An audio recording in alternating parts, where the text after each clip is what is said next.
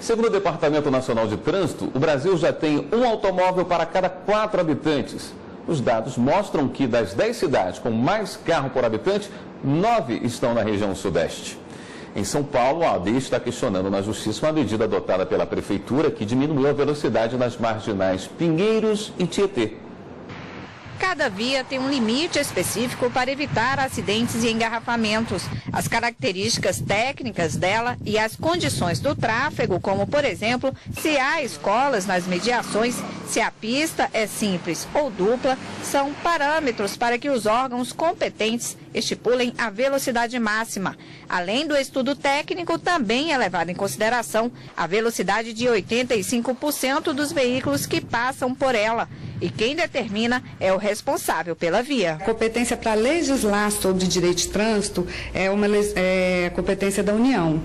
Tá? Só que não é uma competência exclusiva da União. Então, ela pode transferir aos estados, delegar aos estados e aos municípios também para regulamentar as normas com relação ao direito de trânsito. Na semana passada, as velocidades das vias nas margens dos rios Tietê e Pinheiros foram reduzidas por medida de segurança.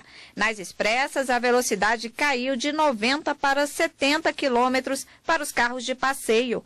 Mas os veículos pesados não poderão ultrapassar os 60 quilômetros.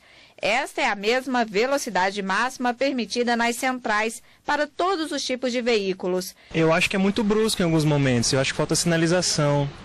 É curioso que as regras elas devem ser feitas para quem não cumpre, porque quem cumpre não precisa de regra. Então se faz necessário, na medida que existem pessoas que não têm a menor consideração, com moto, com ciclista. Por um lado ele complica mais a questão do trânsito, né? Que gera mais engarrafamento, sem educação no trânsito. Não tem condições. Esses foram os principais motivos para a Ordem dos Advogados do Brasil mover uma ação questionando essas reduções e pede o retorno das velocidades anteriores. Segundo a ordem, a medida adotada pela Prefeitura da capital paulista transfere a responsabilidade da falta de segurança para a população, que poderia ser solucionada com a melhoria da sinalização e do asfalto. Com a mudança, ela teme um possível caos na volta às aulas. A OAB alegou ainda que os motoristas não tiveram tempo suficiente de se adaptar às alterações.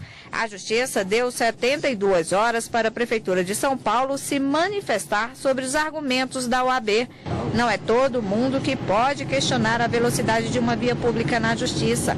Órgãos, entidades, empresas públicas, Ministério Público, Defensoria Pública, entre outros, tem competência para acionar a Justiça, reclamando do aumento ou da diminuição da velocidade de uma via pública. O cidadão só pode fazer isso se for representado por uma associação.